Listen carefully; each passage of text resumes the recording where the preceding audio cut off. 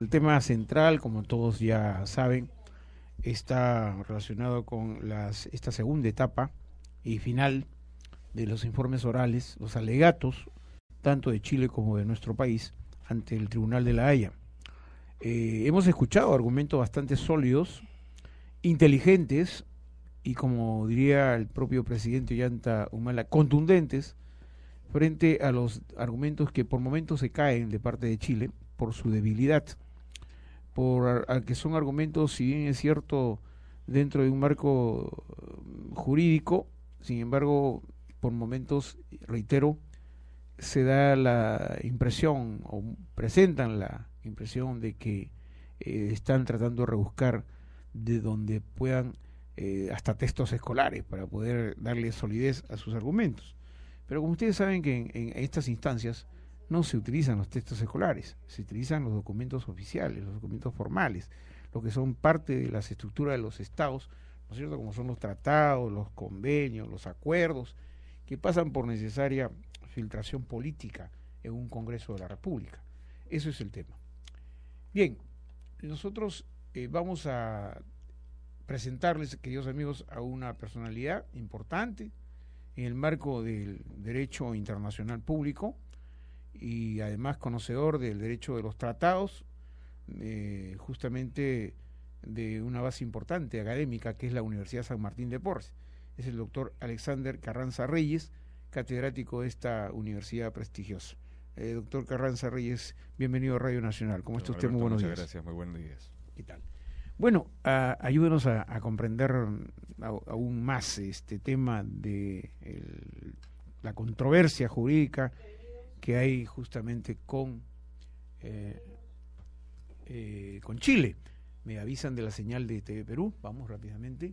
Noticias, regresamos a la cabina de Radio Nacional y están nuestros colegas, ya está don Alberto Juquín y Augusto haciendo una entrevista en estos momentos de la mañana. Adelante.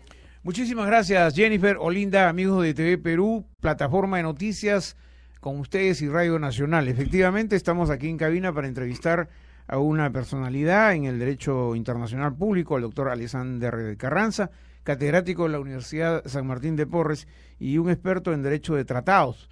Y justamente estamos haciendo la introducción a su presencia aquí en nuestros estudios de Radio Nacional. Doctor Carranza, para el público tanto de televisión como de radio, usted ha venido sosteniendo, o por lo menos tiene argumentos bastante sólidos respecto al marco del derecho internacional que nos asiste, y da la impresión de que efectivamente con todas estas exposiciones que se están dando en La Haya, en el tribunal, estamos por un buen camino, un camino que casi nos podría asegurar que vamos a tener la razón básicamente en este escenario.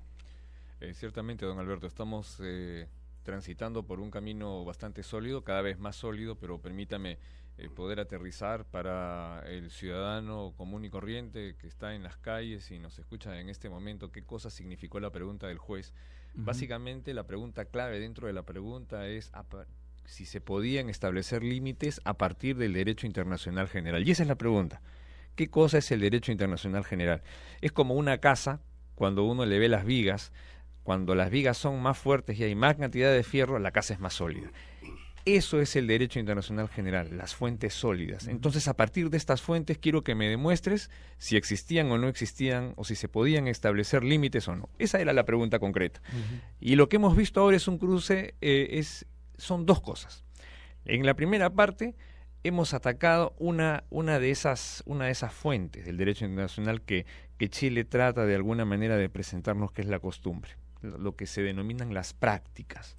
Hemos desactivado estas vamos a decirle, estas bombas que han dejado ellos o que han pretendido dejar respecto a la práctica.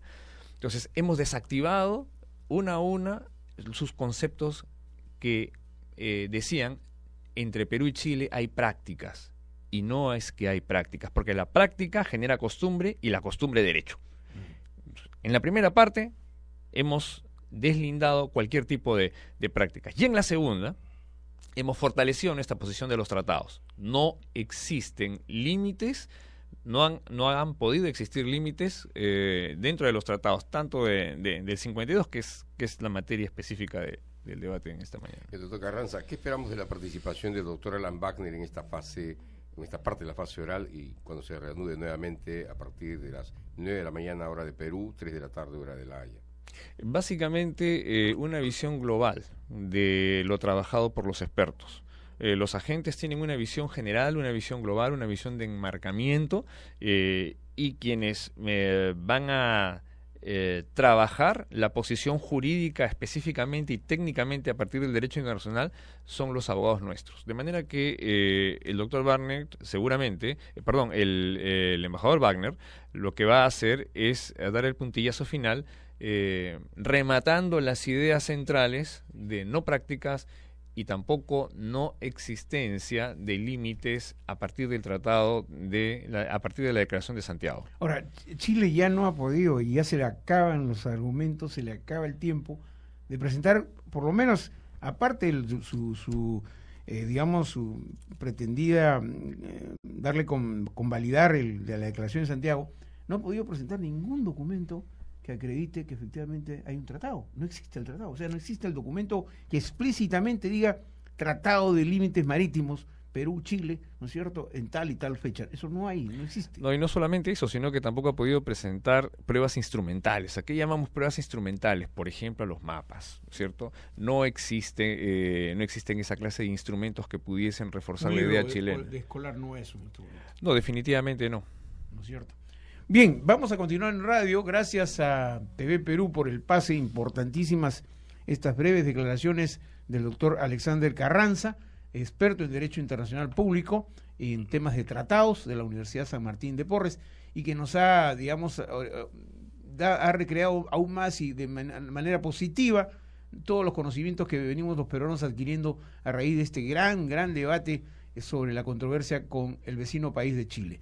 Por ahora, muchísimas gracias a Jennifer, a Olinda y a todos los amigos de TV Perú por esta interesante plataforma de noticias con Radio Nacional. Muy buenos días. Muy buenos días, Alberto, Augusto, muchísimas gracias. Continuamos con más información. Doctor Carranza, a ver, se ha dicho, por ejemplo, que, y esto lo dijo acá el doctor Carlos Ferrero, que como usted sabe fue presidente del Congreso, y que tenía una posición, ¿no?, bastante crítica respecto a Chile. Y nos dijo el otro día, hace apenas 2 días, o ayer estuvo acá el doctor Carlos Ferrero, que dice, oye, mira, un argumento más que concreto es este. Chile dice que se ha firmado una declaración de Santiago en la que está involucrado Ecuador, Perú y Chile, ¿correcto? Y que a partir de eso ya se habían establecido los límites, dice Chile. El doctor Ferrero dice no, porque el año pasado, justamente cuando Chile intentaba involucrar a Ecuador en el tema, Chile firma con el gobierno peruano un verdadero tratado de límites, cerrando ya, ¿no es cierto?, cualquier posibilidad. Entonces, la pregunta es, ¿puede un país que ya tiene un tratado de límites anterior del 52 volver a firmar otro con uno de los 3 países? Eso es imposible jurídico, ¿no es cierto? No solamente eso, don Alberto, el documento, el tratado que se firma con el Ecuador, el documento de 2011, en ninguna manera recoge la Declaración de Santiago, claro, ¿cierto? Entonces, prácticamente eso es el punto de partida. No existe dentro de ese documento un antecedente que remonte a esa época. Los límites que a partir de ese momento se trabajan es a partir de 2011.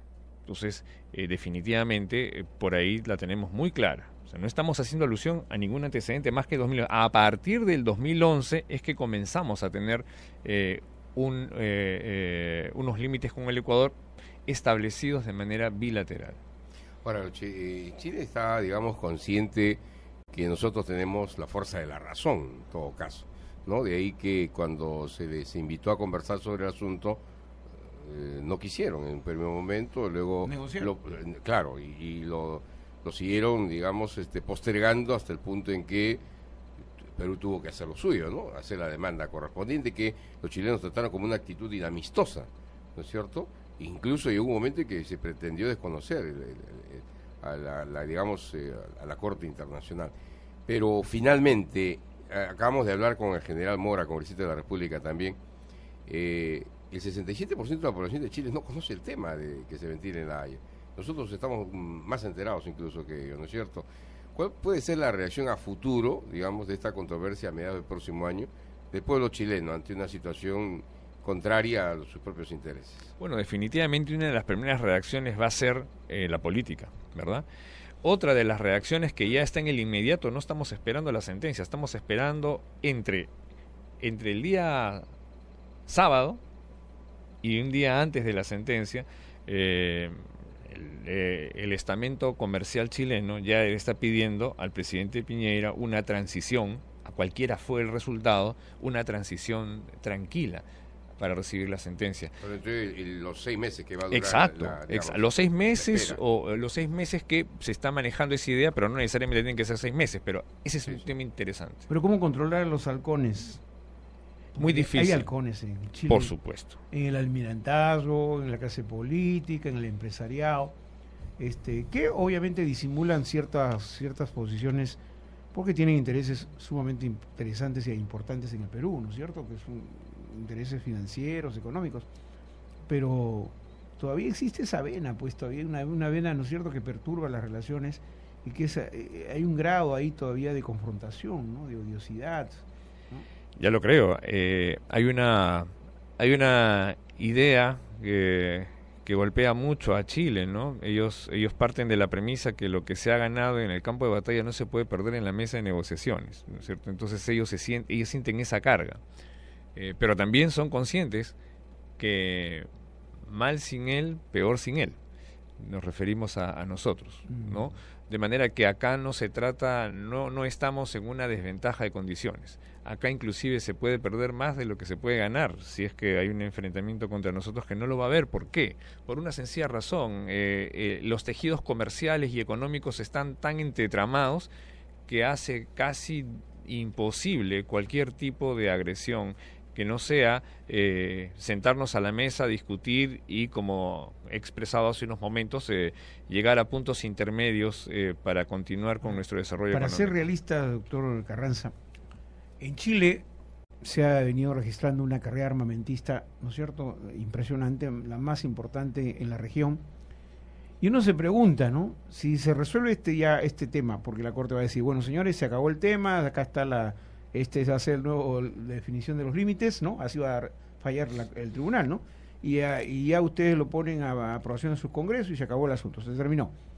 ¿Cómo va a ser esta parte de la sociedad armamentista chilena? Porque hay un grupo, ¿no es cierto?, que maneja todo este gran negocio de las armas, que van a quedarse sin presupuestos, sin seguir creando las expectativas de sus propias Fuerzas Armadas, de ir comprando material de guerra ofensivo, más ofensivo que disuasivo. Entonces uno se pregunta, ¿qué va a pasar? Porque estos negocios no los abandonan así tan fácilmente, ¿no es cierto?, los mercaderes de armas.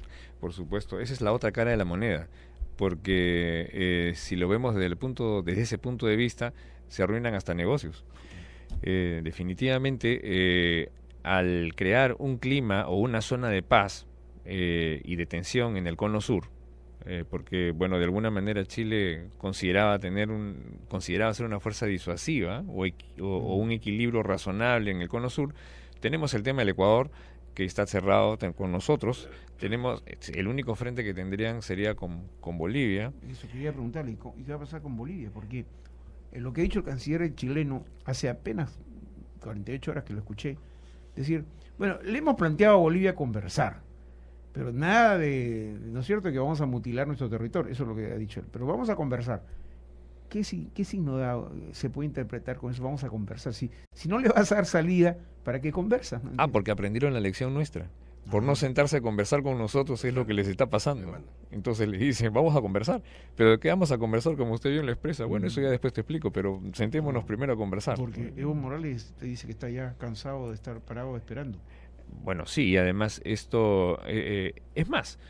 Él contrató los servicios de un brillante profesor español, Ramiro Brotons, para hacer un estudio respecto a una eventual demanda contra Chile, por lo cual eso ya sería materia de otro tipo de análisis, pero lo cierto es que ellos ya están muy temerosos de que esto sea inminente, ¿no?, al margen del resultado que pueda tener y el asidero jurídico que pueda tener. Y en su análisis, doctor Carranza, y en su revisión de todo el escenario geopolítico latinoamericano y regional sudamericano, aparte de las Malvinas, ¿qué otro conflicto hay? Bolivia, que está con esta pretensión, pero ¿qué otro hay? ¿Qué otro escenario que pueda abrir, no sé, nuevamente alguna herida por ahí? ¿Hay? Bueno, estamos enfrentándonos en una época de distensión y de repensamiento. Colombia va a tener que aceptar lo que pasó con Nicaragua. Chile finalmente va a tener que aceptar, al igual que nosotros, el resultado de la Corte. Nos quedan algunos puntos que vamos a tener que resolver en la mesa de negociaciones, y yo creo que los problemas ya no van a ser entre temas bilaterales, sino van a ser problemas ya internos. Parece que los conflictos se van a dar al interior de cada uno de los países en virtud al manejo de sus problemas sociales y manejo de sus recursos naturales.